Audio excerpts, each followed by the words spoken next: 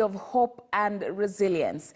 What seemed to be the darkest days for two Kabarak guest house staff who tested positive for COVID-19 has turned out to be an invaluable lesson in the fight against stigma among survivors.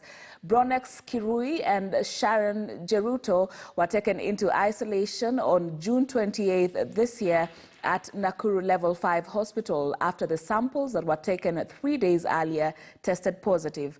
As is norm, the two were thrown into confusion, mostly tearing up while trying to comprehend. Joanne Letting has more.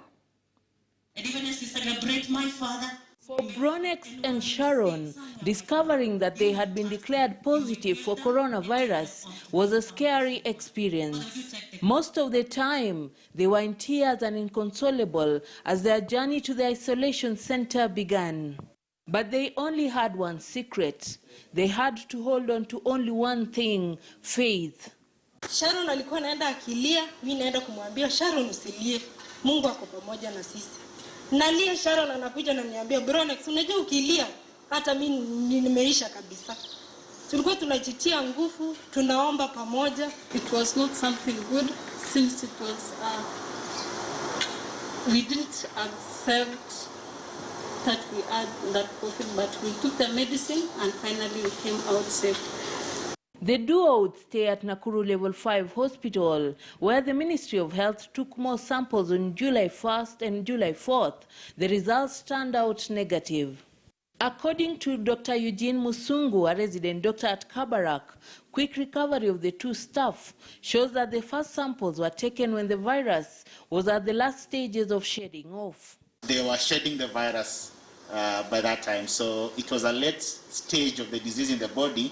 So I believe, and that's why they were able to recover over a short period of time. Kabarak University Vice-Chancellor Professor Henry Kiplagat said the stories of the two staff in their fight against the pandemic showed resilience and hope. He says the institution is using the attributes to raise awareness against stigmatization.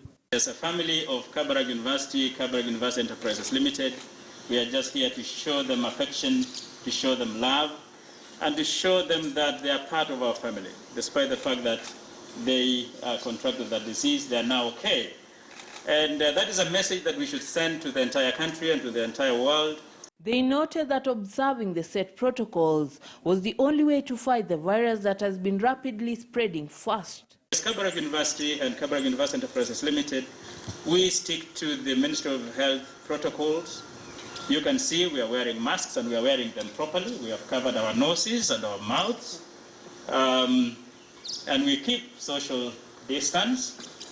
We have sanitizers all over the place. And we are just responsible. Hii kitu hiko. Kenya hiko tu tufuate rules yenye mumeambiwa. I've been in this facility since before the outbreak of the pandemic. And all protocols of social distancing, sanitizing for COVID have been observed and followed. For Bronex and Sharon, theirs is a journey of optimism and faith, and they hope that Kenyans will take the fight against the virus seriously and protect themselves. Joanne Letting, KTN News at Kabarak Guest House in Nakuru County. Indeed, a story that gives a lot of hope with regards to, not having stigma for patients of COVID-19 and that it is possible to get well, and many people are getting well.